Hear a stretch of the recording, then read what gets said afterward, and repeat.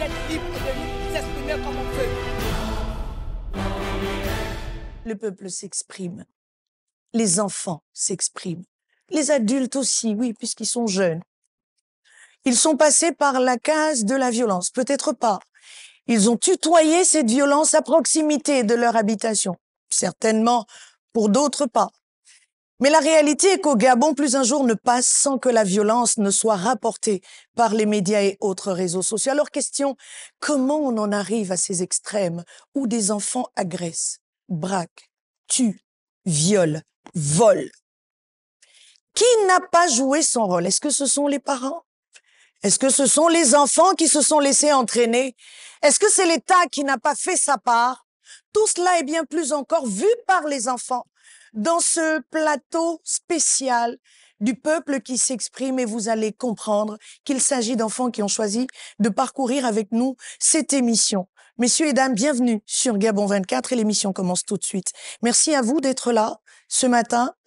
Je vous remercie. J'ai besoin que on sente que nous sommes en train de parler de quelque chose de sérieux. Est-ce que vous pouvez juste faire comme ça pour que je sache qu'il y a du monde? On est bien? Très bien.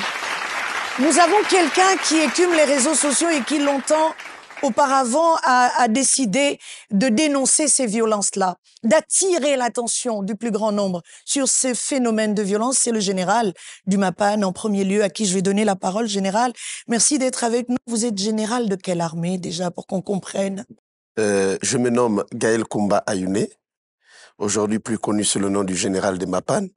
Général de MAPAN, pourquoi? Parce que c'est parti du fait que, et il fut en 2015, un moment où nous avons fait l'autocritique de ce qui se passait dans les MAPAN, et nous avons choisi normalement de créer quelque chose qui pourrait harmoniser, sinon essayer de guider les MAPAN, parce que déjà c'est parti de comment dirais-je, comme je disais, l'état de lieu. C'est-à-dire qu'on avait déjà l'impression que le MAPAN allait mal.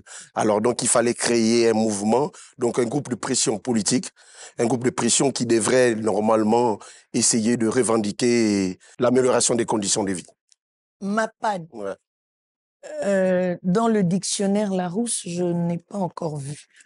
Définition du MAPAN même. Oui, le MAPAN, en fait, c'est quartier sous-intégré. Ah. Et comme vous pouvez le constater, il y a plusieurs définitions. Le MAPAN, ça peut être les townships. Le MAPAN, ça peut être les favelas. Les MAPAN, c'est les bidonvilles. C'est le MAPAN. Très bien, merci. Et il y a des choses qui se passent dans les MAPAN et nous saurons tout au long de cette émission comment ça se passe, comment vous vous organisez. Parce que, outre la dénonciation, il y a une certaine organisation que nous allons comprendre tout au long de cette émission. Monsieur Tankès, vous êtes avec nous sur Gabon 24 et l'on vous entend. Votre voix est stridente. On vous entend parler de la violence, on vous entend parler du milieu carcéral, mais aussi on vous entend vous adresser aux jeunes pour que ceux-ci prennent conscience de ce que la violence est réelle et que la prison n'est pas non plus une utopie. Qu'avez-vous à nous dire aujourd'hui sur l'état des lieux des violences? Quel état des lieux pouvez-vous faire justement de cette recrudescence de la violence en milieu scolaire et en dehors? Bonsoir d'abord. Je tiens d'abord à vous remercier pour l'invitation. Voilà, je suis plus connu sous le nom du Roi Salomon. Je suis président et fondateur de l'ONG Réinsertion for Life. C'est une ONG qui s'occupe de la réinsertion des anciens détenus dans la vie active et l'amélioration des conditions de vie en milieu carcéral sur toute l'étendue du territoire national. Ce que je peux dire sur la violence en milieu scolaire, c'est que on peut dire que les jeunes deviennent un peu plus délinquants et plus violents aujourd'hui, mais la cause de tout cela, c'est le fait que la drogue envahit le territoire national. Parce que le taux de consommation de stupéfiants s'élève dans les établissements. Les établissements deviennent un marché pour des dealers et ça devient un grand marché. Ce qui fait que tous ces jeunes, lorsqu'ils consomment de la drogue, ils se sentent dans un autre monde. Et du coup, ils deviennent... chacun vit selon ses pensées. Si tu l'as énervé, et que dans sa tête, après avoir consommé, il a rêvé qu'il t'ait tabassé, il va venir te tabasser physiquement. Et la source, c'est de juste couper la consommation de stupéfiants. Selon vous, messieurs et dames ou jeunes gens, vous avez la parole aujourd'hui. Ne vous attendez pas à ce que je vous la donne, vous pouvez la réclamer aussi. Est-ce que vous avez déjà été témoin de ces violences? Quelle est votre lecture de la violence? La jeune dame du lycée Ngunju, avez-vous quelque chose à nous dire sur la question? Moi, je trouve que au lieu de directement passer à l'acte de violence, les personnes, la personne qui devrait être victime, Bien sûr. devrait aller se plaindre, par exemple, chez à l'administration, déjà déterminer que il y a eu une confrontation, je veux dire, avec un élève, qu'il y a, Rappelez-moi votre prénom. Koi Céleste. Céleste. Voilà. À la maison, au quartier, chez le boutiquier. Peut-être que vous n'y allez pas, mais à côté. Ah, vous n'allez pas chez le boutiquier, on comprend. Mais à la maison, écoutez, vous n'avez jamais entendu que des gens se sont battus, vous n'avez jamais, même à la piscine, vu des gens se taper dessus pour une X raison? Non? Jamais? Non? Votre environnement, il est bien fermé. Est-ce que vous avez accès à Internet? Oui. Oui? Et vous voyez ce qui s'y passe? Pas? Qu'est-ce que vous dites de ça? Là est la question. Il y a des gens qui filment ça, la violence au milieu scolaire. Et je trouve que ce n'est pas correct. Ce n'est pas correct. Non. D'accord. Bélé à côté. Dites-moi. Tout ce qui se passe sur Internet, ces jeunes gens qui se tapent dessus, parfois utilisent des armes blanches pour se blesser. Il y a récemment un de vos condisciples qui a été opéré récemment, mâchoire cassée, nez cassé, tout ça. Qu'est-ce que ça vous dit? Quel est le commentaire que vous faites? Déjà, bonsoir. Oui. Je m'appelle Amélie. Pour moi, la violence en milieu scolaire, elle n'est pas, comment dire, pour moi, la violence en milieu scolaire, les faits, les véritables causes, elles sont cachées. Aujourd'hui, on va regarder sur Internet, tel élève a tapé dessus, il m'a frappé, je l'ai frappé parce que je l'ai énervé. Moi, je rejoins le monsieur, mais qui dit que la véritable cause, c'est la consommation de stupéfiants, mais pas que. Aujourd'hui, nous ne connaissons pas comment chacun vit à la maison. La maison, elle est fermée. Moi, si à la maison, j'ai un père qui m'aime, j'ai un père à la maison qui prend soin de moi, qui est toujours là, ce n'est pas le même pour la personne avec qui je partage ma classe. Lui, il peut avoir un père absent. Oui, le père, il lui donne tout, il lui donne l'argent. Vas-y, va t'amuser. Vas-y, sors. Mais il n'y a aucun contrôle. Et quand il n'y a pas de contrôle, c'est libre. Il est libre à lui-même. Si moi, il décide de sortir, moi, je prends le couteau, je vais enfoncer à mon camarade. Mais est-ce que son parent sera là pour le lui dire? Non, pas du tout. Il va lui-même faire et puis il va se sentir, comme vous-même vous le dites, un fils à papa. Et pour moi, c'est l'une des grandes causes de la violence en milieu scolaire. Je ne vais pas donner un avis direct parce que moi, je n'ai pas vécu de violence, mais j'en ai déjà vu. Récemment, à l'école, il y a une élève de 4e qui s'est fait exclure parce qu'elles se sont battues et une autre a filmé. L'acte qui est condamnable également, c'est le fait de filmer. Ça veut dire que pour la personne qui filme, il va dire il n'a aucune considération pour la personne qui se fait frapper. La violence n'est pas juste le fait de frapper. Même filmer est un acte de violence parce que tu cautionnes le fait que la personne se fasse violenter. La violence, ce n'est pas aussi juste des coups ou des coups de couteau. C'est aussi la parole. Parler, nous ne savons pas comment chacun reçoit la parole qu'on lui est donnée, même si c'est juste une réprimande ou quoi que ce soit, mais c'est aussi dans la parole. Si, comme je viens de le dire, et je vais insister, le fils à papa se comporte comme il veut, et ben la personne en face de lui n'aura rien à lui dire. L'acte le mot qu'il va sortir de sa bouche, pour lui, je suis le roi du monde, je suis assis, mon père, il est là, moi, il est là pour moi, je fais ce que je veux. Voilà. Est-ce que c'est bien? Pas du tout. Voilà. Donnez le micro derrière vous. Je donne la parole de ce côté-là. Quelqu'un veut la prendre? Oui, monsieur du lycée technique. Il y a que chaque jour, pendant plusieurs années, on a vu le lycée technique très dans sa pleine forme. Expédition punitive, on descend, on fracasse, on casse, on tape. Et puis depuis un temps, on ne voit plus le lycée technique en action. Qu'est-ce qui s'est réellement passé? Quelle est votre lecture de la situation? Je pourrais dire que nous avons plusieurs aspects de violence. Et en grande majorité, je ne vais pas aller loin, je vais aller au lycée technique, la violence se faisait par rapport à certains propos qui se disaient. Par exemple, X sort avec Y, donc la go de X. Et puis, ça menait des litiges comme ça. Et après, on se trouvait aller frapper un lycée, aller des grandes bagarres qui quittent juste à cause d'une petite situation qu'on pouvait régler facilement, mais qu'on n'a pas pu maîtriser le sujet. Et maintenant, moi, je dirais que nous avons plusieurs aspects de violence. On a la violence verbale, physique, psychologique, sexuelle. Et je vais toujours venir dans notre état de lycée. Il y a aussi un aspect de violence que nous ne voyons pas et que c'est pas que nous ne voyons pas, que nous ne voulons pas regarder. Dites-nous. Voilà. C'est l'aspect sur aussi la violence que les professeurs ou bien le corps administratif exerce sur les élèves. Ah oui, ça veut dire, je vais prendre cet exemple. Un professeur qui va faire des avances à une jeune fille et cette dernière n'accepte pas ses avances. Il va se permettre, parce qu'il est professeur, de saboter ses moyennes, parler avec d'autres professeurs afin que cette dernière n'obtienne pas les résultats qu'elle doit avoir. Mais pourquoi elle ne dénonce pas ce fait-là? Ok. Pourquoi nous ne dénonçons pas ce fait? Oui. Parce que la majorité de personnes qui vivent ce cas ou bien ce problème, la majorité de personnes, c'est parce qu'il y a un problème de solidarité. Une personne peut aller se plaindre de ce problème, mais tant qu'il n'y a pas une grande majorité, sa voix ne sera pas prise en compte. Et elle passe se plaindre vers qui? Vers ses mêmes bourreaux. Vu que c'est un cycle, c'est un cercle. Ils sont là eux-mêmes, ils sont dedans. Et donc, elle se dirait juste que j'irai juste m'exposer. Et lorsque ce fait est émis, les autres même pourront la critiquer, pourront lui dire... Et donc elle préfère garder le secret, garder le silence et vivre avec ça. Et une violence psychologique en découle. Merci beaucoup. Vous avez la parole derrière. Bonsoir oui. à tous. Oui. Alors, permettez-moi d'abord de définir le thème qui nous réunit ce soir, notamment la violence. Nous parlons de la violence dans un cadre bien général. Alors, la violence, c'est le fait d'user de la force physique ou verbale pour contraindre, dominer, blesser ou intimider une personne ou un groupe de personnes. De par cette définition, j'aimerais donner mon propre témoignage. Lequel?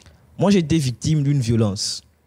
Et ça a commencé par une jalousie des quartiers et ça a terminé à l'école, à cause d'histoires des femmes. Au quartier, on me voyait marcher avec une fille et il s'avère que la fille en question, c'était la go d'une autre personne qui n'apprenait pas dans mon lycée. Et un soir, ils sont venus chez moi en groupe pour me menacer, en me disant que si je n'arrêtais pas ma relation avec, ou bien je n'arrêtais pas de marcher avec telle personne, ils devaient me faire la peau. Bah moi, je dis, vous allez me faire la peau. Pourquoi? Je suis un homme. Vous n'allez pas me faire la peau parce qu'elle et moi, nous sommes amis. Alors un jour, comme ça, ils sont venus, ils m'ont sévèrement bastonné. Nous ne sommes pas à l'école, nous sommes au quartier. Ils m'ont sévèrement bastonné. Et ça ne s'est pas arrêté là. Ils sont venus dans mon lycée. Ils m'ont aussi frappé. Et les gens de mon lycée se sont dit, mais attends, pourquoi une personne d'un autre lycée va venir frapper une autre personne de l'autre lycée? Et c'est devenu la guerre entre les établissements à cause d'une histoire, soi-disant, d'amour. Alors, la première cause réelle des violences, ce sont les causes personnelles. J'ai entendu la jeune ici dire ça. C'est vraiment du fait personnel. Lorsqu'on se sent peut-être, lorsqu'on se sent trahi, lorsqu'on se sent humilié, on a tendance à faire vivre ce sentiment-là à l'extérieur, à d'autres personnes.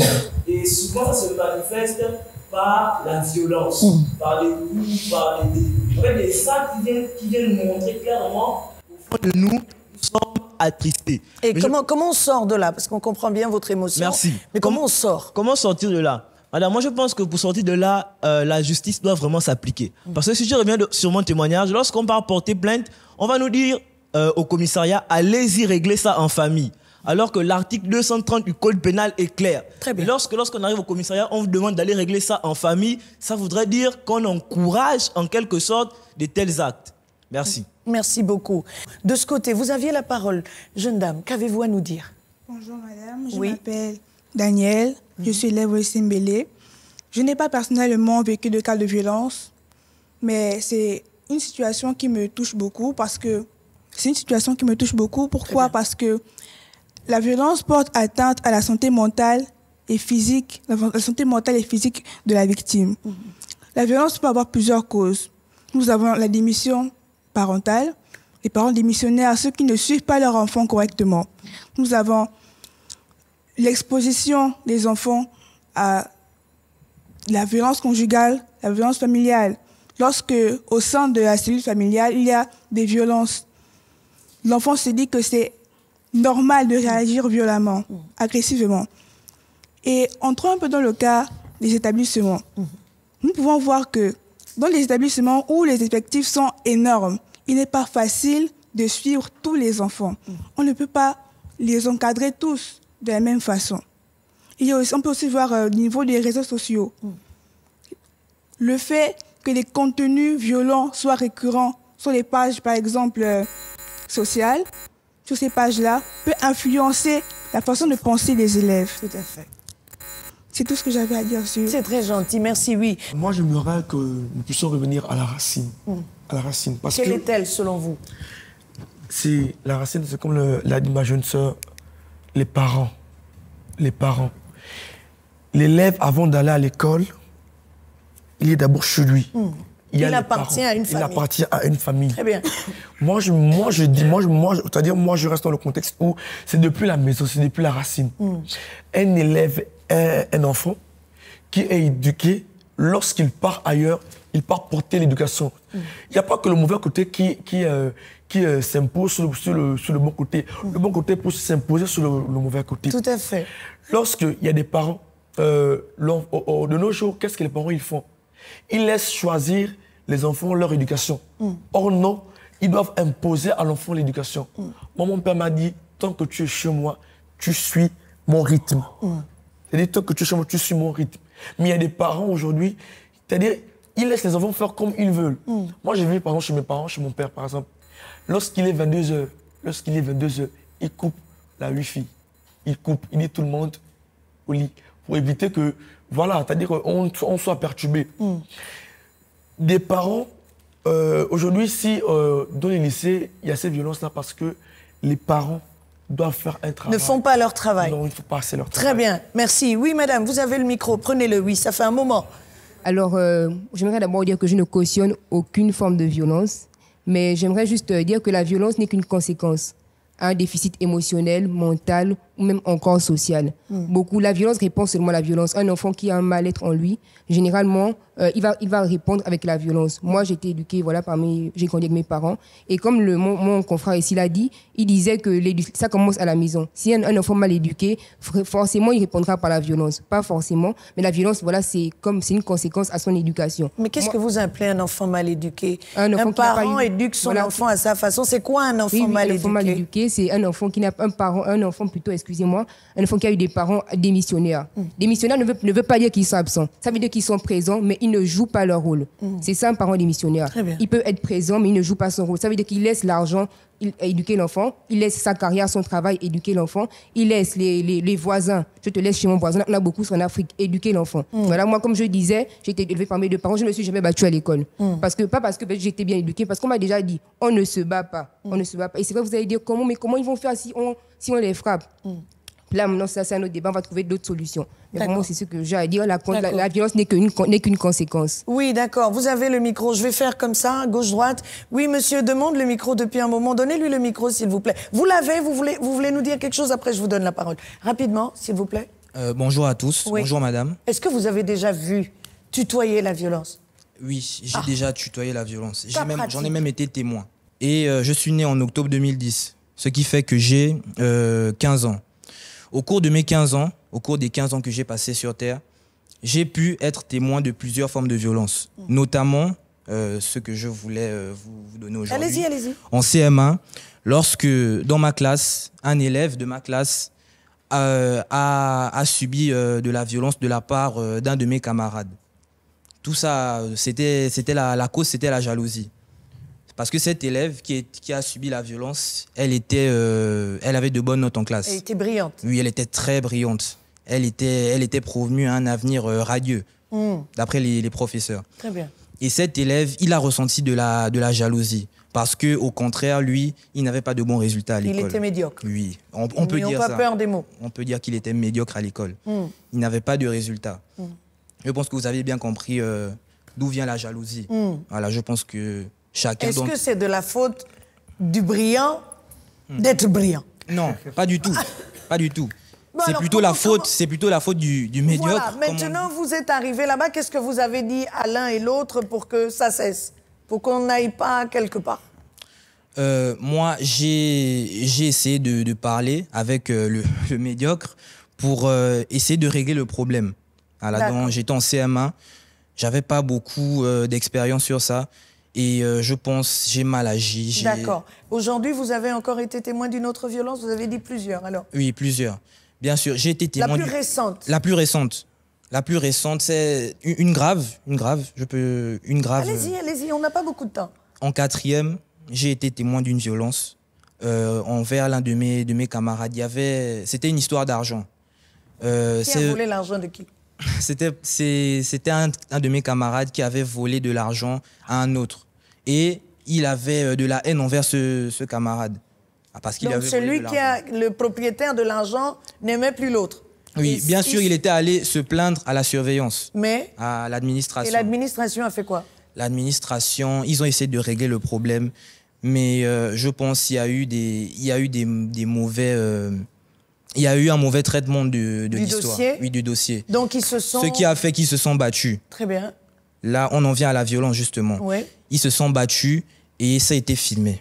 Ça a été filmé. Donc, filmé par d'autres élèves et publié sur les réseaux sociaux. Exactement. La télévision nationale. Tel a envoyé à tel et ça s'est retrouvé sur les réseaux sociaux. Et quelle a été votre réaction face à ça? J'ai tout de suite été dégoûté de la situation parce que moi-même, j'avais essayé... Outre le fait d'être dégoûté, qu'est-ce que vous avez dit? Qu'est-ce que vous avez porté comme plaidoyer pour que cela s'arrête? J'ai essayé de témoigner envers la personne qui avait été volée. En faveur de l'autre? Oui, en faveur de celle qui a été volée. Mais est-ce que vous pensez qu'en témoignant, ça règle la question? Est-ce que parce qu'on t'a volé, tu dois taper? Non. Ça ne justifie pas du tout. Très bien, on est d'accord. Quelqu'un voulait la parole ici? Je suis mademoiselle Imbo Daïssi, membre de la communauté Europort du Gabon. Et vraiment, cette question de violence, d'où ma présence ce soir, parce que c'est un phénomène vraiment qui mine notre société. Madame, nous tous, on ne dort plus à cause de ça. Concrètement, vous avez fait quoi? Qu'est-ce que vous avez vu? Comment vous comptez régler la question? Alors, pour répondre ou encore pour parler de violence en milieu scolaire ou encore dans le cas de nos familles et autres, il faut reconnaître aussi qu'actuellement, les parents, donc la mère ou encore le père, il faut reconnaître que les enfants aussi sont élevés en ce moment par un seul parent. Donc c'est un phénomène également, c'est une cause également qui fait en sorte que nous retrouvons ou bien encore nous constatons des violences parce que la plupart même sont élevés par les mamans. Et parfois les mamans, voilà, famille monoparentale, et parfois les mamans n'ont pas forcément le point ou encore le monopole de l'enfant, surtout pour les garçons. Quand vous dites le monopole, c'est-à-dire que les mamans ont du mal parfois à cerner, à gérer leurs enfants, surtout quand ce sont des garçons. Et ce phénomène fait en sorte que s'il n'y a pas parfois le père dans la maison, les enfants se comportent comme s'ils étaient tout permis. Et on est en train de parler... sans vous couper, il y a des familles monoparentales qui ont élevé de bons enfants. Bien évidemment. Est-ce que c'est le fait que maman élève seule ou papa élève seul? Est-ce que selon vous, l'une des causes à ce mal profond de la jeunesse gabonaise... J'ai envie de vous couper en disant, moi-même j'ai été élevée que par ma mère. Et vous avez réussi? Vous vous êtes livrée à la violence? J'ai réussi, sauf que mon petit frère également a été élevé qu'avec ma mère et c'était pas facile pour elle. Pourquoi? Parce que c'était aussi un garçon et parfois, en tant que garçon, souvent pour certains, ils ont besoin de ce côté masculin. Madame, est-ce que votre frère a dérapé? Il a beaucoup dérapé, mais heureusement, maman est revenue là-dessus, mais il a beaucoup dérapé. Dire aussi que parfois, le quartier également auquel nous appartenons, les milieux auxquels nous appartenons, fait en sorte que beaucoup des enfants aujourd'hui n'ont pas la capacité de se contenir. Et aujourd'hui, le sujet des violences en milieu scolaire, c'est un sujet qui me touche beaucoup. Pourquoi? Parce que je m'implique depuis presque toute ma vie, depuis l'âge de 18 ans, ou encore après avoir perdu mon père, et que lorsque j'allais à l'école, parce que mon père il est mort par accident, et que quand j'arrive à l'école, ça devient un sujet de moquerie. Et lorsque je suis arrivé au lycée, j'ai arrêté les études parce que je ne pouvais plus. Ma mère déjà elle était dans la précarité parce qu'elle vendait que ses tomates pour nous aider, et 5 enfants pour nourrir, c'est compliqué. Et après avoir subi ces violences, j'ai décidé de quitter mon village. Donc, je quitte la province pour venir à Libreville en trouvant un motif bien précis. Et lorsque j'arrive à Libreville, j'ai dit aux parents que je viendrais faire un travail et tout pour trouver de quoi aider mes mères. Mais par contre, moi, je voulais, par mon talent, parce que moi, je suis danseur, j'aimais la danse, et je m'exprimais, en fait, je partageais mes émotions par la danse. Et je me suis dit, je vais aller en ville. En ville, je vais me battre pour que je sois un haut-parleur pour les jeunes qui sont orphelins, qui vivent les violences, même dans les écoles et tout. Et à partir de là, j'ai initié des caravanes, j'ai parcouru le Gabon. J'ai vu des réalités. Les réalités avec mes yeux. Lesquelles? Les réalités telles que un enfant, quand vous arrivez, il n'a ni père ni mère, il vend de la drogue. Il vous dit, mais si j'arrête de vendre de la drogue, ok, vous avez parlé, qu'est-ce que je fais après? Aujourd'hui, vous avez un enfant d'où il a une mauvaise fréquentation. Pourquoi il a une mauvaise fréquentation? Quel est le l'épanouissement, le divertissement? C'est où? Il n'y en a pas. Ça veut dire que pour vous, l'État ne joue pas son rôle. Peut-être qu'il y a l'État, il y a beaucoup de choses qui sont là, maintenant qu'on découvre, qu'on arrive à vivre avec, comme les aides de jeux et tout. Mais avant, il n'y en avait pas. Les jeunes, quand il arrive, il n'y a rien. Le soir, l'autre, lui, quand il y a la fenêtre, allons boire. Il va boire. Il va boire. Quel est le message que vous adressez à ceux qui dirigent le pays et qu'est-ce que vous pouvez déjà faire à votre niveau pour que cette violence cesse? On se retrouve dans la seconde partie du peuple qui continue de s'exprimer sur Gabon 24.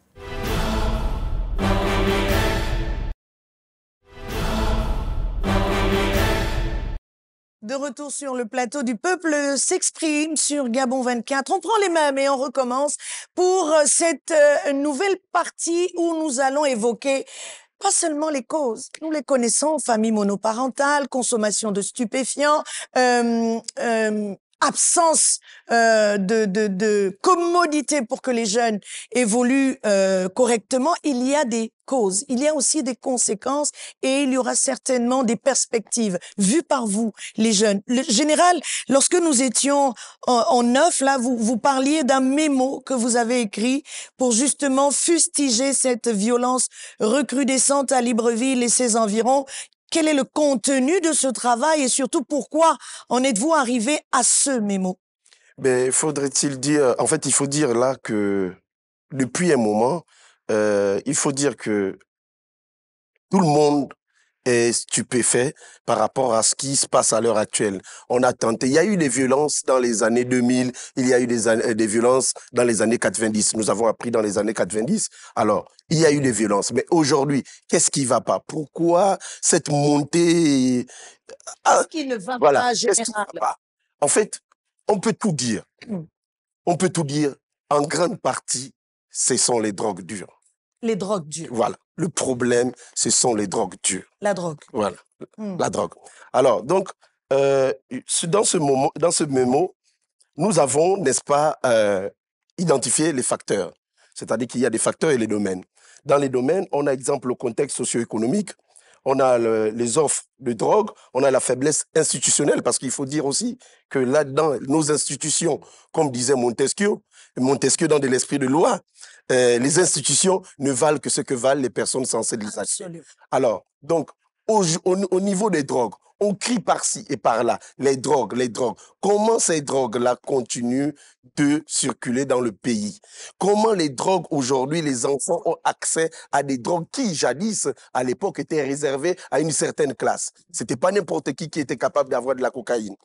Moi, nous nous sommes amusés dans Libreville, on a fait tout ce qu'on a pu faire en tant que jeunes, adolescents et tout le reste, mais jamais on n'avait imaginé acheter un sachet de cocaïne. Aujourd'hui, les enfants peuvent l'acheter. À l'école? À l'école. Oui. Voilà. Et parce que à l'école même, ce sont des dealers. Alors, qu'est-ce que vous proposez dans ce mémo pour que les enfants, par exemple, n'aient plus accès aux drogues? Bon, en fait, ce que nous avons fait comme recommandation, nous demandons de lancer une campagne nationale de sensibilisation sur les risques liés à la drogue et à la violence scolaire. J'ai envie de m'arrêter là. Oui. Est-ce que vous pensez qu'ils ne savent pas? Non. Non, c'est une question. Oui, vous pensez qu'ils ne savent pas? Ils ne savent pas, mais vous savez, aujourd'hui, lorsque vous écoutez des chansons des jeunes qui disent « tue quelqu'un, je poignarde, je fais ceci, cela », quand ça passe en boucle, le petit qui a 2 ans, il grandit avec ça et il suit le chemin de ses grands frères. Alors, il faut partir encore, sensibiliser et couper le lien. Pourquoi pas utiliser, exemple, l'oiseau bleu ou l'oiseau rare ou quoi, comment vous l'appelez? L'oiseau rare, pour, n'est-ce pas, véhiculer un message. Non, voilà. Pour véhiculer un message dans leur langage, c'est-à-dire leur langage musical qu'on appelle l'ancham, par exemple. Aujourd'hui, c'est l'ancham, c'est ce que tout le monde veut écouter, c'est plausible aux oreilles et tout le reste, et ça passe très bien dans les oreilles de tous les adolescents. Alors, pourquoi pas utiliser, exemple, ces artistes-là, véhiculer un message qui vient boucler la boucle, en fait. Doit utiliser qui pour vérifier? C'est ça la question. C'est les autorités. Ah, très bien. Les autorités, quand je parlais des mémos, les mémos, il a adressé aux hommes de décision. Mais avant même que l'enfant n'arrive à la société, il appartient d'abord à une famille. Est-ce que votre sensibilisation est focus autorité ou bien elle part de la base, donc la famille, la société? Il y a la famille aussi. Il y a la famille parce que dans l'identification, des facteurs majeurs, on parle bien de la précarité, de la famille et tout le reste. D'accord. Il y a une responsabilité familiale aussi. Très bien, merci beaucoup. Oui, vous avez quelque chose à dire, Monsieur Tankes, non? Excusez-moi, jeune homme, oui. Ce que je veux dire, c'est que je constate que dans cette salle, sur 100% de la jeunesse qui est ici, 2% de la jeunesse ont un vécu. Le reste parle avec intelligence et ce qu'ils ont pu voir.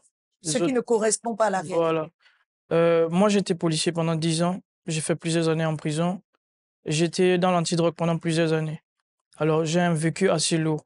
Et je connais ce que ces jeunes qui sont dans la violence ressentent. Je sais ce qui leur pousse à se... Ce qui les pousse. C'est la consommation de stupéfiants. Tout à l'heure, il y a des élèves qui ont parlé dans la salle, qui ont dit que c'est selon l'éducation des parents, etc. Nous tous, on a eu des problèmes étant jeunes. Nous tous, on n'a pas forcément grandi dans de bonnes familles. On a parfois des idées noires dans la tête, mais on n'a pas parfois le courage de pouvoir accomplir ces idées.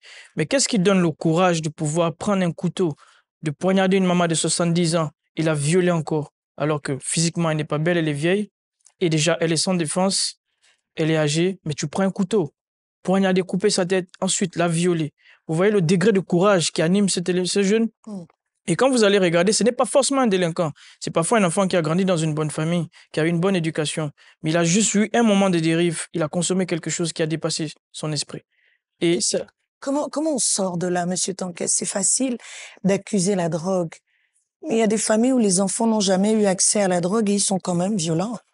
Ça existe. Oui, je connais des bandits qui ne boivent pas et qui ne fument pas, qui ne consomment pas des stupéfiants, mais qui sont très agressifs et très violents. Ça veut dire que le problème n'est pas simplement sur le dos des stupéfiants. Il y a que cette jeunesse mérite d'être sensibilisée. Et là, j'adhère à 1000%. Vous également, vous parlez de l'accès qui doit être restreint entre la jeunesse et la drogue. Mais aujourd'hui, le problème est là. Comment on règle la question? Mais si... Une chose, c'est qu'il y a il y a une catégorisation au niveau de la violence.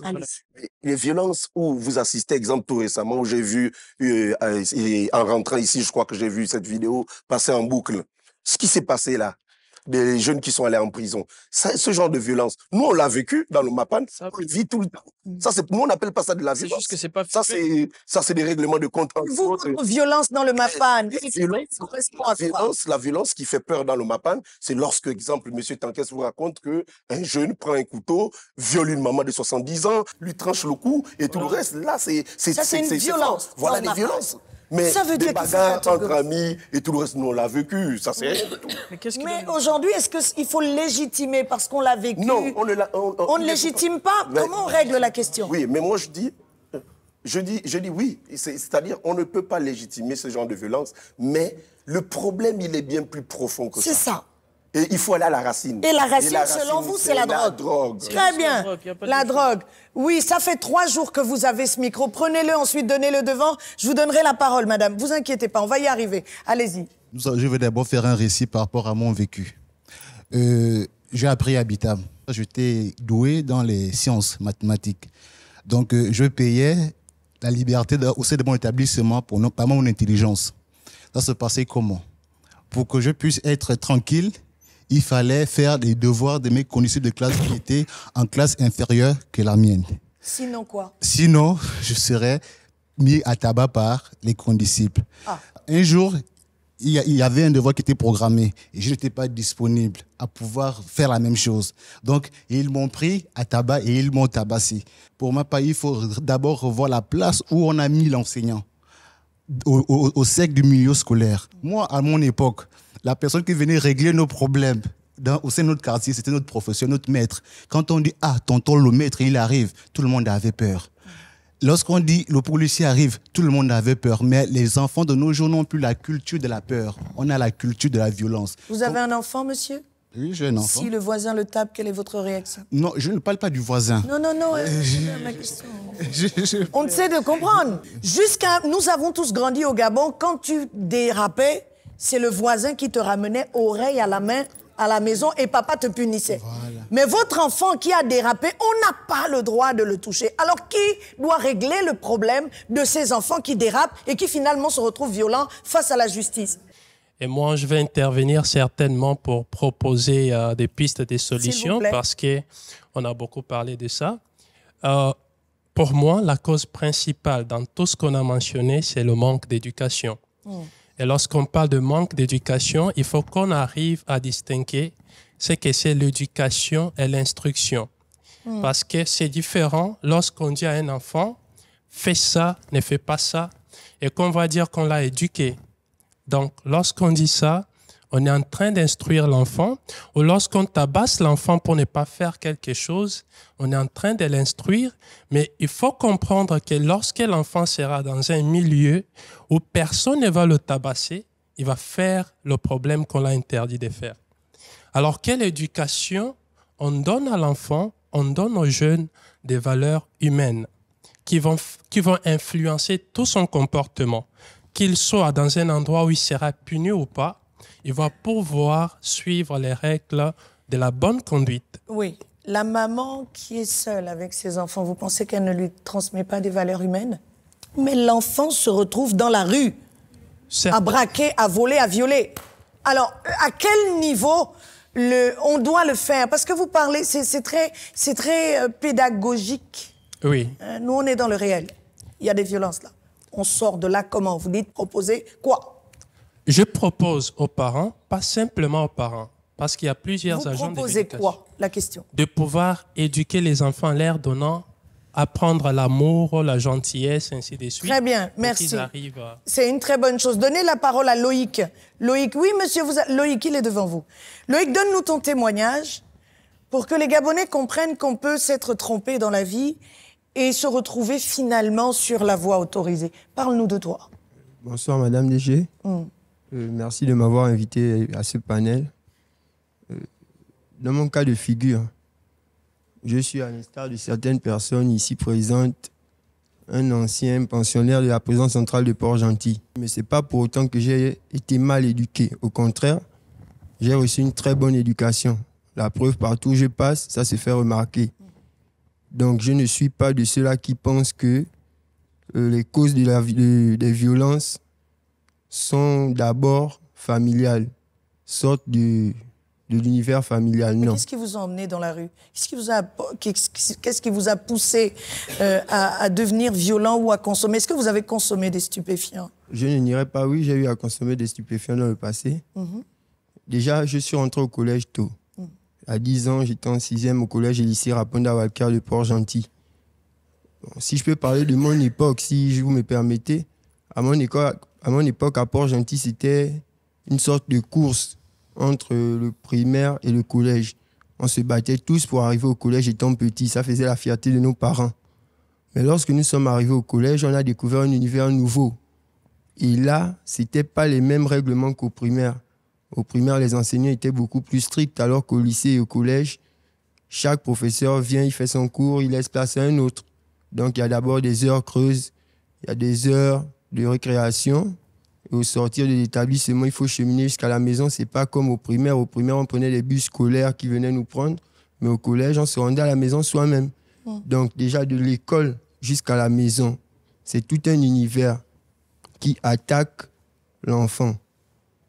Donc, malgré l'éducation, si l'enfant n'a pas cette force de pouvoir refuser peut-être la cigarette qu'il verra son ami fumer, eh bien, il se laissera emporter fumant la cigarette. Donc, comment vous avez fait? Oui, vous avez consommé des stupéfiants, vous avez fait des choses, posé des actes répréhensibles et vous avez payé à la société une dette. Vous êtes allé en prison pourquoi? Pour multiples délits. Je ne saurais vous cacher pour multiples délits. Et qu'est-ce qui a fait que vous ressortiez beaucoup plus fort aujourd'hui? pour la petite histoire, j'ai été condamné à 3 ans et demi de prison. Dans les 3 ans et demi, j'ai rencontré un monsieur, je ne citerai pas son nom. Il a été le premier admis au baccalauréat pour le compte de la prison centrale de Port-Gentil. Mais souvent, lorsqu'il avait des blocages, il se rapprochait de moi, vu mon niveau scolaire. J'avais un niveau terminal. Il se rapprochait de moi, il venait prendre des connaissances avec moi. Donc, je l'aidais très souvent à résoudre des équations dans lesquelles il était bloqué. Donc, il s'est mis à attirer mon attention. Il me disait souvent que, mais pourquoi tu ne t'inscris pas comme moi? Parce que lorsque je viens auprès de toi, je trouve recours. Inscris-toi, on ira ensemble à l'examen. Bon, je pensais que je ne devais pas mettre autant de temps. Donc, je refusais. Je disais, non, moi, bientôt, je sortirai d'ici. Je suis accusé à tort. Je pensais, je vais dire quoi, en noir, en fait. Je me disais que non, ça devait me faire perdre, me garder en prison, en fait. Voilà. Donc, j'ai refusé.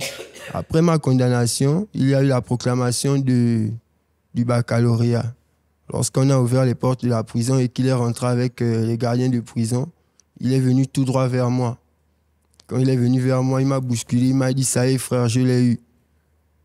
Je l'ai soulevé, je l'ai pris par les bras, je l'ai soulevé.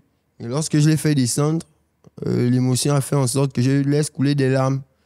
Et vous avez pris conscience à ce moment-là? Et à ce moment-là, séance tenante, je lui ai dit que je me présenterai l'année prochaine et j'aurai cet examen-là. Et vous l'avez eu? Oui. Vous êtes sorti de la prison. Aujourd'hui, vous avez renoué avec les études. Oui. D'accord, mais dans quel état d'esprit vous vous trouvez aujourd'hui et quelle lecture vous faites de ce qui se passe autour de vous, de ces jeunes qui s'adonnent à la violence, qui fument des stupéfiants, vous qui avez été comme eux et qui avez été de l'autre côté de la vitre? Quelle est votre lecture? Qu'est-ce que vous pensez de ça? Et comment vous pensez qu'on peut en sortir? Comme je disais, pour ma part, je n'accuserai pas les parents. Hein. Oui, d'accord, mais encore, comment vous... Cette violence-là, pour vous, c'est bien, c'est mauvais? Comment on sort de là? La violence, elle est mauvaise. Oui, mais comment on sort de là? Qu'est-ce que vous préconisez? Bon, dans un premier temps, je préconise une autocritique personnelle de chaque individu.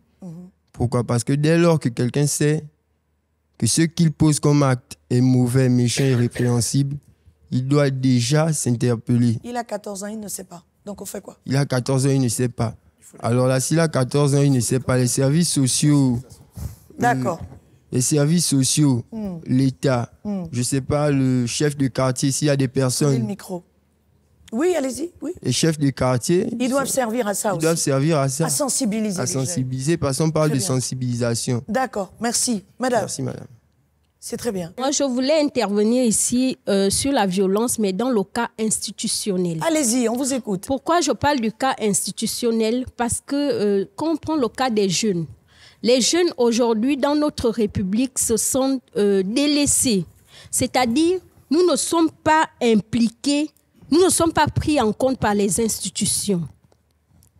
On peut encore dire, nous vivons en quelque sorte de la discrimination dans notre nation. Pourquoi? Vous allez m'excuser. En tant que leader au mouvement national des chômeurs du Gabon et affiliés, nous voyons de ces jeunes qui n'ont jamais été en contact des stupéfiants et autres, mais le fait de vivre le chômage amène ces jeunes-là à poser des actes de violence. Parce qu'on est chômeur, on doit être violent? Non. Vous légitimez ça? C'est pas une raison d'être violent. C'est pour dire que si on occupait les jeunes si on pouvait montrer aux jeunes à être importants pour leur nation, si les jeunes étaient occupés à des choses plus importantes, beaucoup ne vont pas... Comme des exemples. Par exemple, un jeune qui a fini les études, ça fait plus de 10 ans, il se retrouve au chômage, il n'a rien à faire, il a peut-être des enfants. Ce dernier va voir par exemple une dame qui passe et va par exemple braquer. Ce n'est pas parce qu'il le veut, mais c'est parce qu'il veut. Vous légitimez la violence, attention. Non, je ne légitime pas. Attention, parce qu'on a toujours le choix. Même quand il n'y a plus de choix, on a le choix. Ce n'est pas bien, mais pour ma part, je veux dire que le peuple, le pouvoir en question, je veux dire, nos autorités ne font pas d'abord tout pour que la violence ne soit pas au milieu de nous. D'accord. Ça, c'est un avis qui est le vôtre, que nous allons garder, qui est très pertinent. Donnez le micro au prochain intervenant. Le monsieur qui n'a pas encore intervenu pendant ce temps, oui, vous prenez la parole. Bonjour. Aujourd'hui, nous connaissons les causes. Oui. Vous avez un vécu à nous partager, si oui, lequel? Et comment comptez-vous sortir de tout ça? Comment doit-on tous ensemble sortir de la violence? En effet. Je suis Andy Jérôme, étudiant à l'Institut Confucius de l'UOB et aussi interprète trilingue. Alors, aujourd'hui, je suis sous la bannière de la plateforme Ureport, portée par l'UNICEF. On a vu, d'accord, oui. Mais du coup, j'ai vécu dans la violence et aujourd'hui encore, je la côtoie très... Vous avez vécu dans la violence, ça veut dire quoi? Oui, mais c'est pour dire que depuis plus jeune, je subis des violences. Voilà. Déjà, d'ordre familial, d'abandon, par exemple, de laisser à soi-même. Et au niveau scolaire, déjà arrivé, moi j'ai fréquenté au lycée de Siban. Et là-bas, c'était vraiment la jungle pour certains qui connaissent. Et la première expérience qui m'a traumatisé et qui m'a fait vriller, c'est mon papa me donnait de l'argent de taxi pour le mois. Et un jour, des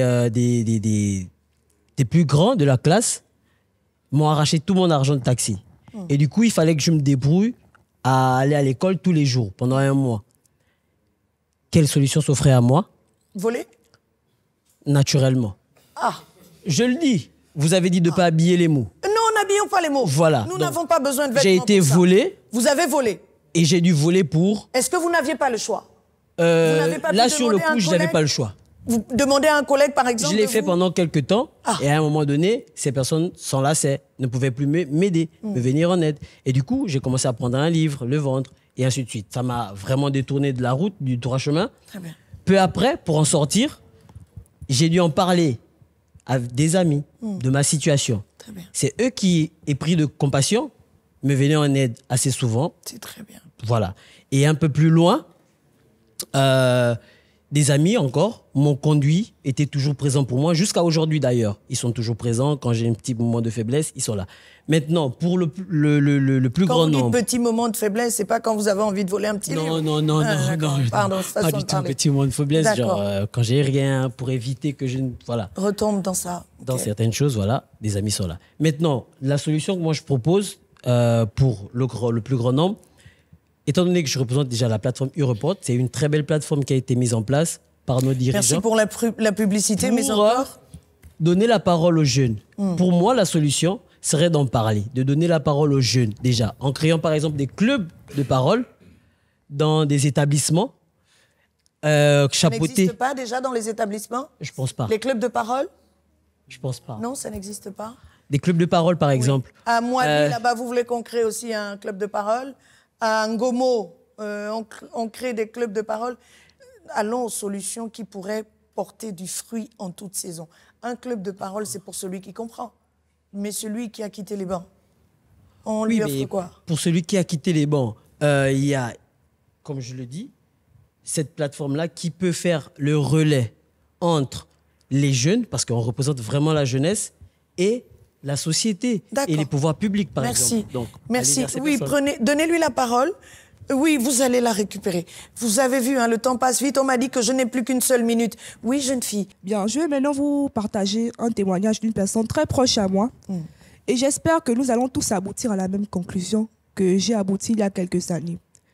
C'était l'année scolaire 2021-2022. J'étais en classe de 6e. J'avais une amie, je ne vais pas citer son nom. Elle était métisse. Donc, comme certaines personnes de ma classe étaient peut-être jalouses de son teint, il y a une bande de filles qui sont venues lui discriminer un jour sur son teint.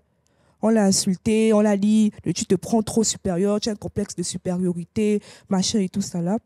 Ensuite, elle est partie sur le conseil de se fier à sa mère. J'étais en classe de 6e, je ne pouvais pas lui proposer d'autres solutions. Elle est partie voir sa maman, mais sa maman ne pouvait pas être là tout le temps pour elle.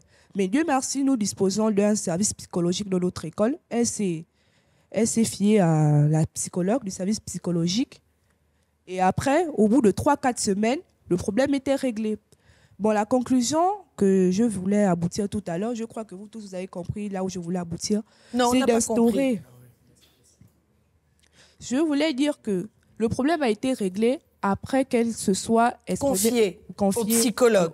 On a compris. Voilà, donc il y a une assistance. Voilà. Bon, les écoles où il n'y a pas, là, on fait comment? Est-ce que dans tous les établissements, il y a un psy? Non. Oui. Du psy. Du psychologue. D'accord, merci. Je termine avec vous, Mbélé encore? Non, mais Mbélé encore. Donnez-lui le micro. Donnez-lui, on termine cette deuxième partie, c'est ça? Très bien. Donnez-lui le micro. Monsieur, vous allez prendre la parole. Il faut que la dame là parle, celle qui est devant vous, la jeune dame. Voilà, après vous prenez la parole, vous refaites. Mais vous avez déjà pris la parole, non? Pas encore? Oui. Je voudrais dire que, en réalité, les réelles personnes qui peuvent raisonner leurs enfants, on peut bien dire des campagnes de sensibilisation, mais ça peut réellement fonctionner à partir des gens, avec des personnes qui ont à partir de 20 ans, 15 ans, parce que tout le monde n'a pas ce niveau de compréhension-là. Très bien. Je voudrais dire que les personnes qui peuvent réellement raisonner les enfants, c'est leurs propres parents.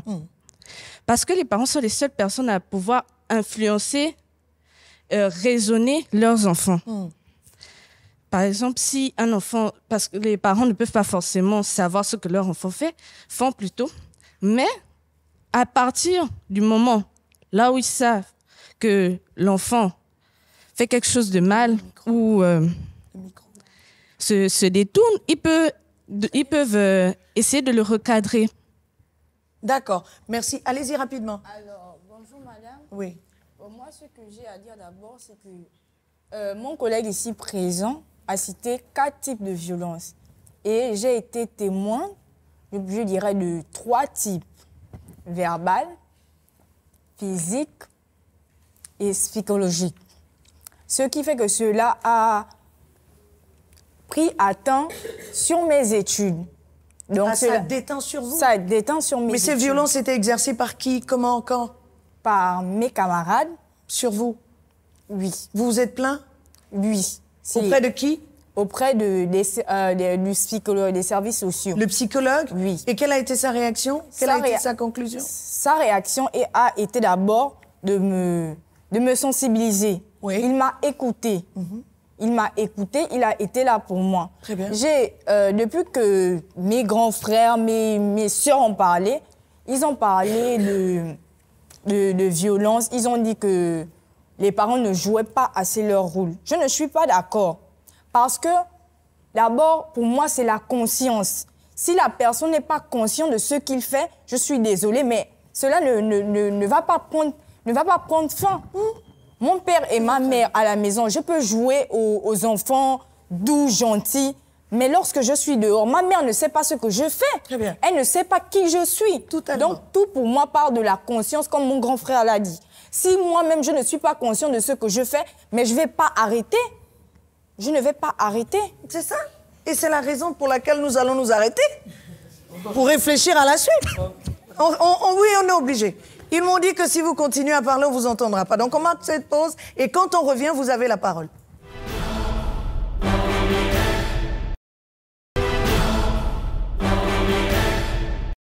De retour sur le plateau du Peuple s'exprime sur Gabon 24, la dernière ligne droite pour les perspectives. Qu'est-ce que l'on souhaite changer? Ce sont les enfants eux-mêmes, ce sont ces adultes qui sont avec nous aujourd'hui, qui vont vous proposer un certain nombre de pistes de solutions sur lesquelles certainement l'État va surfer pour venir à bout de ce problème qui devient réellement une épine dans le pied de la jeunesse gabonaise. Messieurs, vous avez la parole. Mesdames également, qu'est-ce que vous proposez concrètement? D'abord, avant de commencer, je tiens d'abord à vous remercier, vous d'abord la DG, de nous avoir permis d'être tous là. Alors moi, j'aimerais dire que vous êtes une mère pour nous. La pression, parler sous pression, ça ne permet pas de tout lâcher. Donc, permettez-moi d'abuser de la minute que j'ai. Alors moi, j'aimerais dire que les solutions pour les violences, beaucoup de messieurs ici ont dit les drogues. Mais vous avez quoi avec les drogues? Ce ne sont pas les drogues. Lorsque une femme enceinte, lorsque l'enfant est dans son ventre, l'enfant appartient à la maman. Lorsque l'enfant naît, il appartient à la société. Ça voudrait dire que les problèmes, ce n'est pas la drogue. Moi, je connais beaucoup de délinquants, beaucoup de personnes qui ne prennent pas des drogues, mais ils font des ravages dans les quartiers. Ce sont les connaissances. Les solutions, là, moi, je vais dire que ce sont les parents, la société, pire encore, pire, j'ai dit ça devant les médias, l'État. L'État ne fait pas son travail vis-à-vis de nous, la jeunesse. C'est-à-dire? C'est-à-dire, madame, vous êtes une mère pour moi. Alors, je ne prends pas les drogues, je ne vis pas bien à la maison, par exemple. Aujourd'hui, j'ai des problèmes, exemple, je n'arrive pas à aller à l'école parce que mes parents, exemple, sont pauvres. Mais je vais braquer. Pour éviter de braquer, on va dire que non, c'est depuis un moment, vous ne faites que dire que mais vous avez le choix. Bah non, on n'a pas le choix. Si vous qui êtes dans, vous, l'État, qui avez des grands postes, je viens vous voir que, bon, voilà, madame, je n'ai pas d'endroit où rester, on m'a mis dehors. Est-ce que vous pouvez m'aider, madame? Vous allez m'aider? Oui, je l'ai déjà fait. Est-ce que l'État va faire ça pour tous les Gabonais qui sont en difficulté? Qui commence déjà par demander. Ok, donc l'État, aidez-nous alors. Nous sommes en difficulté. La jeunesse gabonaise est en difficulté totale. Nous ne vivons pas bien. On a faim. On est obligé de braquer parce qu'on a faim. On va demander à nos tantes tout le temps. Mais à un moment donné, ils vont nous aider. Après, ils vont stopper. Nous, on a besoin d'aide. Ce n'est pas tout le temps les campagnes de sensibilisation. Sensibiliser sans pour autant aider. À quoi ça sert? Très bien. Mais non. Et qu'est-ce que vous proposez donc? Moi, je propose que l'État gabonais fasse quelque chose quand même pour nous. Nous, on veut manger, nous, on veut se divertir, et on veut un petit travail. Comme on appelle au quartier, on veut un walk.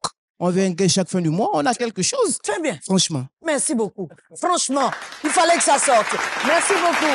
C'est un coup de gueule plus qu'autre chose. Ce n'était pas une proposition. Et j'aime beaucoup la posture. Est-ce que vous avez compris? Très bien, c'est fait. Monsieur, vous avez la parole. C'est bien. Idriss Yanga, enseignant. Et j'aimerais rebondir sur ce que mon jeune frère a dit. Et c'est très pertinent, en fait. Et en tant qu'enseignant, je vous prends le cas très simple. Je vais dans l'enseignement professionnel. Quelqu'un qui a raté sa vie, on dit tu vas dans l'enseignement professionnel. Quand il sort, il n'est pas en niveau A2, il n'est pas en A1. Encore, c'est quelqu'un que vous allez former, qu'il va rentrer dans le marché de l'emploi, qui n'est même pas en B1 ou en B2, qui a 150 000 francs, qui va se retrouver dans les MAPAN, qui va mettre au monde encore un autre aigri de la société. On ne peut pas aujourd'hui dire qu'on va sortir de la violence seulement se focaliser sur l'enfant. L'enfant, c'est le résultat de la société. L'enfant, c'est le résultat du simple fait que la cellule familiale n'est pas accompagnée. Il y a les familles recomposées. Qu'est-ce qu'on fait de la mère qui élève son enfant seul? On doit regarder cela. Ça, c'est l'une des causes. C'est l'une des causes qu'on doit apporter des solutions. Comment? Un accompagnement, par exemple, social. Ça doit se faire. Un accompagnement du point de vue de la précarité. Comme l'a si bien dit mon jeune frère, pour sortir de la violence, on doit résoudre ce problème de pauvreté. J'ai une question. Excusez-moi, il y a des femmes qui vendent des tomates au marché, mais qui élèvent des adultes dignes. Très bien. Lorsque vous entrez dans une chambre, permettez que je caricature, un homme et une femme vont décider de faire un enfant, c'est leur décision. La responsabilité numéro 1 incombe au père et à la mère avant d'incomber à la société, avant de revenir à la société. Permettez que j'accouche de cet argumentaire. Monsieur, lorsque votre enfant dérape, vous ne le rattrapez pas, vous accusez la société. Vous pensez que c'est la seule société aujourd'hui qui est capable de remettre votre enfant sur le droit chemin, je pose une question. Parce qu'on est dans un état capitaliste. Parce qu'on est dans un état capitaliste. On n'est plus à l'époque des années 70-80 où on pouvait vivre. Le français là n'est pas compris par les enfants. Aujourd'hui, on a besoin. Je peux? Oui, on vous écoute. Aujourd'hui, il faut un renforcement de la cellule familiale. Voilà. Aujourd'hui, il faut un renforcement de notre système éducatif. Très bien. Il faut aujourd'hui un renforcement obligatoire de la moralité au sein de nos établissements. D'accord. Je suis un enseignant, pour terminer, je suis enseignant au lycée, comme dans des établissements supérieurs. On se retrouve dans des établissements où on est surchargé. On a des classes pléthoriques. Et là, on a certains qui sont frustrés. D'accord. Et traduction, il s'adonne à la violence. Voilà. Il faut résoudre tous ces problèmes-là. D'accord. Merci beaucoup. Oui, donnez à la jeune dame. Elle n'a pas encore parlé. Je me prénomme Isidra, étudiante à l'université Omar Bongo et également e-reporter. Donc, la proposition de sujet que je voudrais faire ici, ce serait de regarder les réseaux sociaux. Alors, je dirais que la violence a toujours existé, mais ce qui fait en sorte qu'on puisse s'asseoir aujourd'hui, c'est parce que on a vu tout un tas de vidéos qui défilaient sur les réseaux sociaux. Je vais prendre l'exemple d'un État comme par exemple la Chine ou la Corée ou le Japon. Ce sont des pays qui ont une stricte surveillance, si je peux dire ça comme ça, concernant les réseaux sociaux, TikTok, Facebook, etc. Donc, ce serait de dire à l'État gabonais d'appliquer cette même règle-là, de sorte à ce que... parce que j'ai l'impression que les jeunes aujourd'hui qui s'adonnent à la violence le font aussi à cause de ces vidéos-là. Pas forcément à cause d'un quelconque problème, mais pour prouver qu'ils sont forts. Donc l'État ici pourrait mettre en place une mesure qui viserait ici à surveiller les réseaux sociaux et apporter des sanctions dans ce sens aux jeunes qui posteront des vidéos de violence. Très bien, ils sont déjà pour certains en prison. Oui, madame. Je suis mademoiselle Latsou Sarah Zakaré, je suis journaliste. Alors, j'ai constaté que nous ne faisons que tourner sur les causes. Madame disait voilà, que nous devons maintenant avancer pour proposer des solutions. Et moi, la solution que je peux donner aujourd'hui à la société est la suivante. Pourquoi ne pas créer une chaîne qui quitte de la maison? Parce que c'est d'abord, l'enfant sort d'abord de la maison. Il sort d'abord du quartier, de la rue, du quartier, parce que y a le monsieur, le général, qui disait, nous, avant, on se battait, c'était la violence, mais ça ne passait pas sur les réseaux sociaux. Mais si déjà à la maison, on voit la violence, l'enfant ira reproduire ça à l'école. Donc nous devons créer une chaîne de la maison à l'école et même au niveau de la société. Et même les médias, même sur les réseaux, nous devons créer une chaîne. Vous parlez d'écosystème? Exactement. Un écosystème. Exactement. Merci beaucoup, madame. Très bien. C'est bien joli. Oui, monsieur, vous n'avez pas encore pris la parole. Je vous la donne.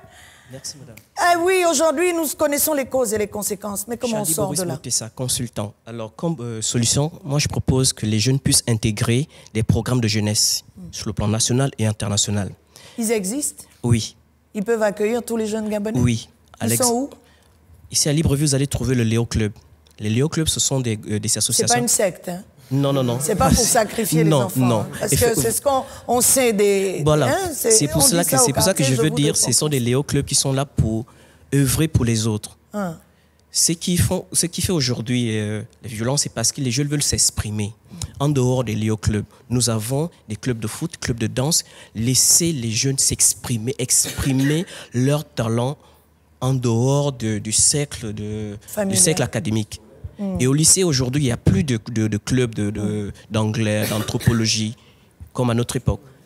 Donc, pour moi, il faudrait que les jeunes puissent intégrer ces mouvements. Même dans les églises catholiques, il y a des mouvements de jeunesse. Sauf la publicité que vous venez de nous faire. Voilà, c'était tout. Est-ce que vous souhaitez véritablement que dans les écoles soient remis au goût du jour les clubs, comme le club de chant, de musique, etc. Oui, effectivement, madame. De lecture. Oui. C'est ce que vous souhaitez? Oui, c'est ce que je souhaite. Pour occuper les jeunes, mais ceux qui sont déscolarisés, là, qu'est-ce qu'on en fait? On les jette? On crée dans des quartiers des cases d'écoute où on peut créer des initiatives qui permettent à ces jeunes qui sont dans des quartiers défavorisés de pouvoir pratiquer telles que l'informatique, telles que la musique, telles que la danse. Moi, je conclue en disant qu'il faut que les jeunes intègrent des programmes. Très bien, merci. L'enfant appartient au père et à la mère. Moi, je dis ceci. Si un enfant a une intimité forte avec son parent, je ne crois pas que l'enfant va de dérapage. Pourquoi? Le père et la mère, c'est-à-dire, ils connaissent l'enfant qu'ils ont porté 9 mois dans le ventre. Si la mère et le père n'ont pas d'intimité avec leur enfant, la rue aura l'intimité avec l'enfant. Clairement. Moi, je le dis comme ça. Revenons à la base. La base, ce sont les parents. Aujourd'hui, on accuse la société. Aujourd'hui, on accuse l'État. L'État ne veut pas couvrir 2 millions d'habitants. Mais c'est qui? On va dire, je ne sais même pas. Moi, je me reste, s'il vous plaît, excusez-moi. Permettez-moi, s'il vous plaît. Moi, j'aimerais qu'on revienne. J'ai dit, moi, je fais cette analyse. Revenons à la base. Que le parent ait l'intimité avec son enfant. La responsabilité. Merci pour les mots familiales. Bien. Donc, merci. Oui. Madame, donnez-lui le micro. Ça fait 10 ans qu'elle est là. Elle veut le micro. Oui, vous l'avez. Si vous l'avez donné. Non, prenez la parole. Après, vous l'aurez tout de suite. Oui, monsieur. Je n'ai pas le temps de faire le récit parce que tout le temps, je suis violenté. Donc, je vais vous faire part du plus récent. Je m'appelle Bongo Rollin Maxence, leader du mouvement national des chômeurs du Gabon et affilié. Récemment, nous étions à l'Assemblée nationale. Nous avons fait 1 mois et demi dans une grève pacifique. Je vais taire les noms. la nuit du 1er octobre 2025, la desk P de Kembo, j'ai des vidéos là, vous allez voir le degré de violence si vous voulez voir, si vous voulez le diffuser, vous allez voir. Le degré de violence institutionnelle. Les agents de Kembo sont arrivés dans la nuit entre 24h et 1h du matin. Ils nous ont tabassés copieusement, nous n'avons rien fait.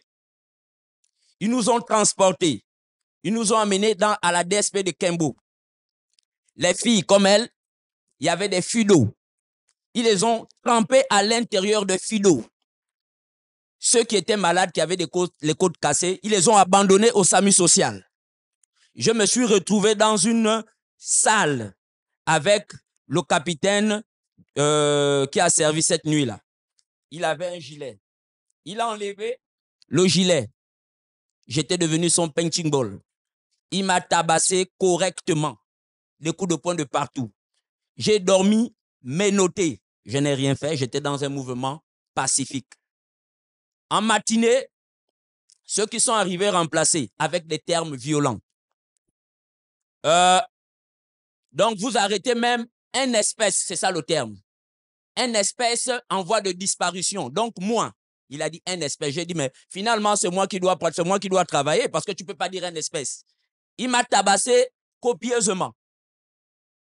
Nous sommes sortis de là entre midi et 13h. J'ai des vidéos encore, si vous voulez les voir. Qu'est-ce que vous proposez pour sortir de la violence? Voilà. En termes de violence institutionnelle, moi, je propose que l'État fasse son rôle. Parce que les jeunes Gabonais aujourd'hui sont martyrisés. Nous ne pouvons pas avoir autant de diplômes et finir au chômage. Mon père, chômeur. Ma mère, chômeur. Moi-même, chômeur. Donc, mon fils va devenir chômeur. Le fils de mon fils deviendra chômeur. Voilà le degré de violence institutionnelle. Que l'État fasse son travail, c'est ça. Que l'État fasse son rôle. Que l'État essaie d'examiner. Ce n'est pas seulement ceux qui ont des parents devant qui doivent travailler. Nous aussi, les fils de prolétaires, nous devons travailler. Quand je vais dans les administrations, parce que je porte le nom de Bongo, on me dit, voilà ceux qui ont vendu le pays. On va t'abattre. Je vais faire le suivi de mes dossiers. Donc, je viens ici pour dénoncer ce degré de violence institutionnelle-là. Il faudrait que les pouvoirs publics prennent en compte la jeunesse dans le développement du Gabon. Merci. Merci à vous. Et votre voix est entendue, oui? Est-ce que vous avez le micro? Allez-y. Dans mon cas, je solliciterai l'action des services publics, notamment dans le suivi post-carcéral pour les personnes. Voilà, pour la réinsertion. La mise en place de structures telles que des stades, des cases d'écoute, la présence des services sociaux aussi, notamment en collaboration avec les agents de police judiciaire, les tribunaux, parce que j'ai entendu tout à l'heure que les personnes qui filmaient ces vidéos ont été mises en arrêt. Mais si ces personnes n'auraient pas filmé ces vidéos, on n'aurait pas su que les violences continuent. Parce que mon grand frère là-bas a dit que ces violences datent de depuis longtemps. Mais dans le passé, ces violences-là n'étaient pas retransmises sur les réseaux.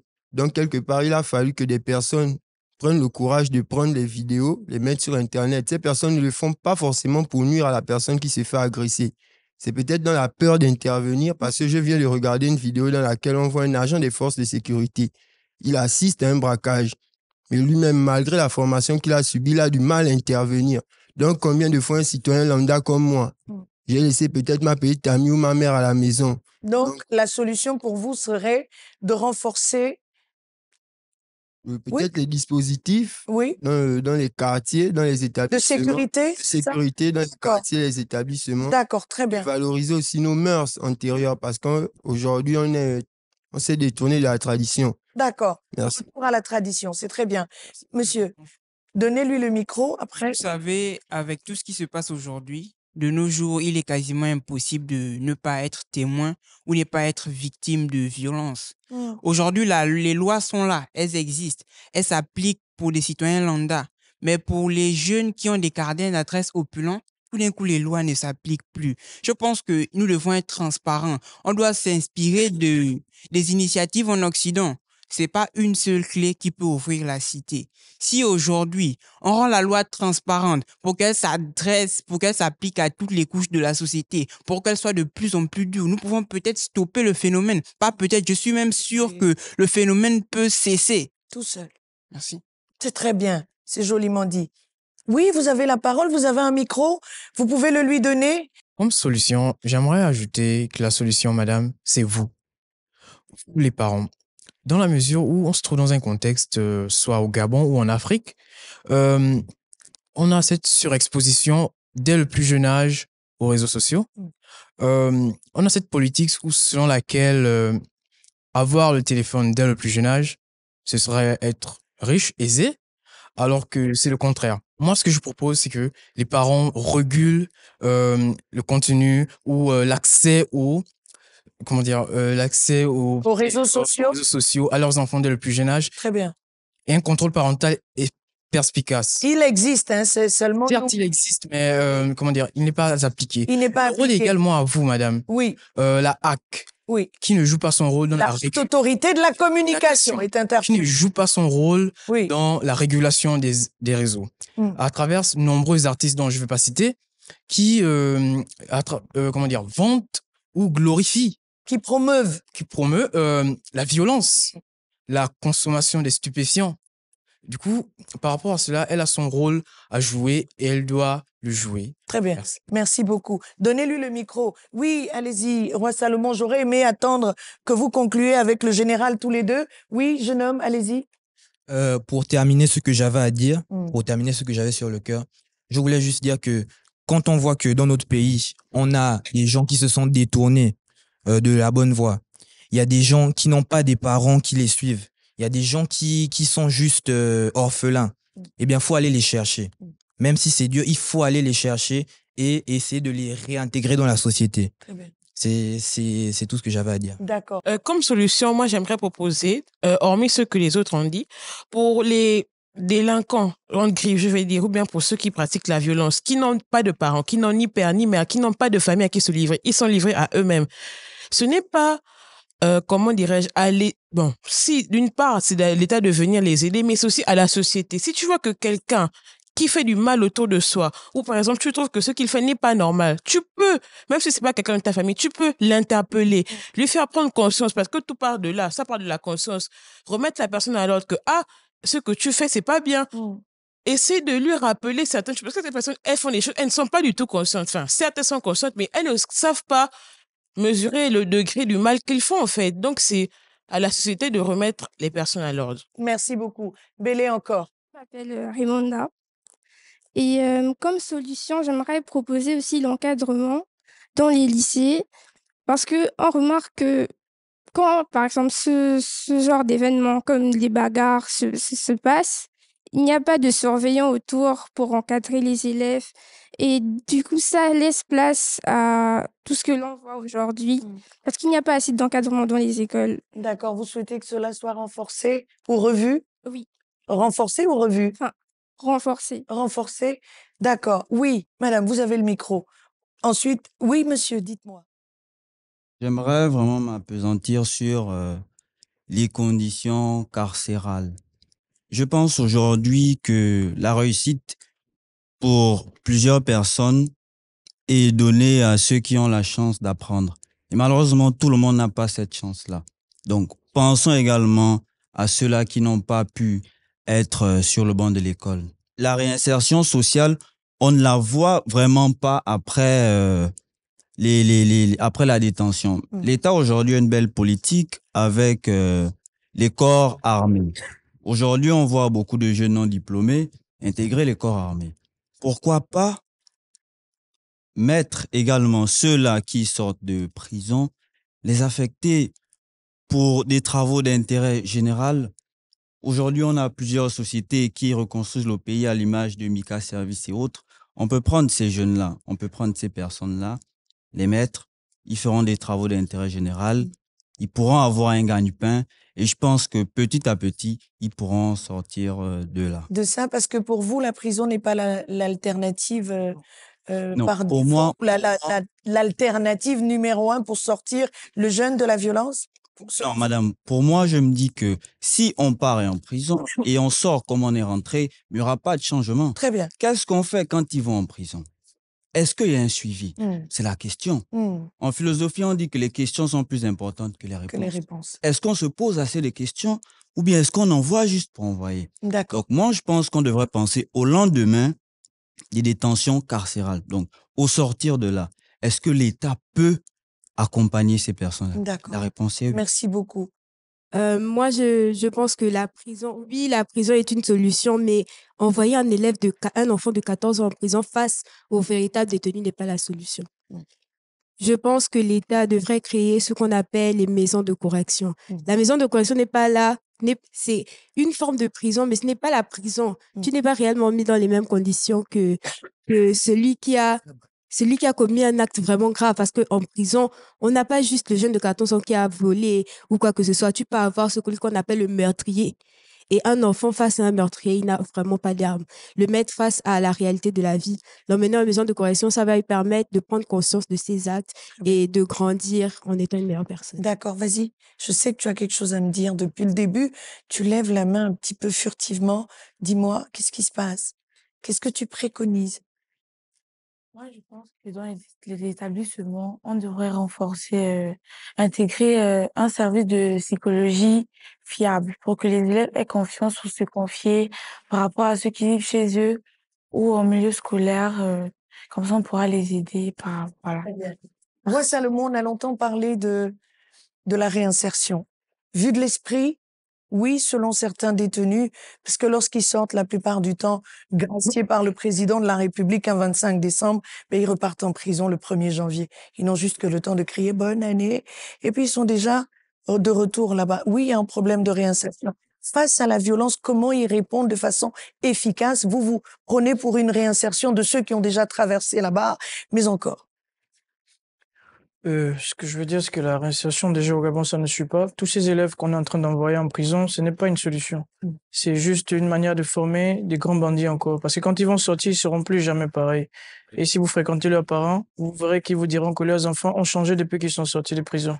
Parce que là-bas, il n'y a pas un centre de réinsertion, c'est pas un centre de correction. C'est un centre de formation de hauts bandits. Parce que quand ils arrivent là-bas, ils dorment à côté d'un criminel, il dort à côté d'un gars qui commet des vols qualifiés, il dort à côté de quelqu'un qui est condamné à perpétuité. Et ce qu'il vit au quotidien, vous pouvez jamais imaginer ça à l'extérieur, même s'il vous raconte.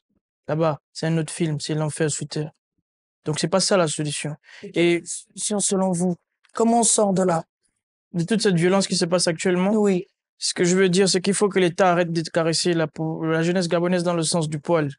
Nous sommes en 5e République. Nous sommes là pour redresser tout le bordel qui a été laissé par les Bongos. Donc, il faut arrêter de jouer. Il faut créer des nouvelles lois. Il faut déjà arrêter la consommation et le trafic de stupéfiants sur le territoire national. Pas juste dans les établissements, mais sur tout le territoire national. Il faut créer une mission antidrogue qui va verrouiller tout cela. Ensuite, il faut serrer la jeunesse. Il faut créer des lois pour les condamner plus lourdement.